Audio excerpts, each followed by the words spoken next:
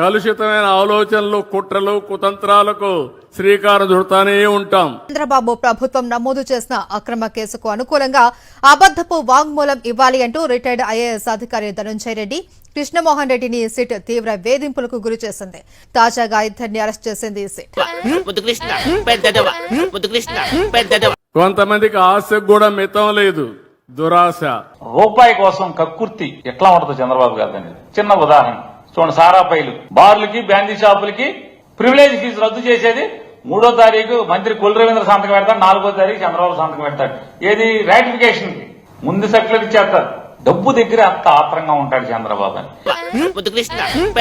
కొంతమందికి ఆశకు కూడా మితం లేదు, దురాశ. రాజధాని అమరావతి కోసం మరో 44,000 ఎకరాల భూసేకరణపై ఏపీ ప్రభుత్వం కసరత్తు ప్రారంభించింది. ఇప్పటికే 33,000 ఎకరాల్లో రాజధాని పనులు ప్రారంభం కాగా 44,000 ఎకరాల భూసేకరణ చేయనుంది ప్రభుత్వం. బాబు ఆయన చెప్పేసుకుంటున్నాడు. ఆయన గురించి ఆయన తెలిసినంత మనకు తెలియదు కదండి.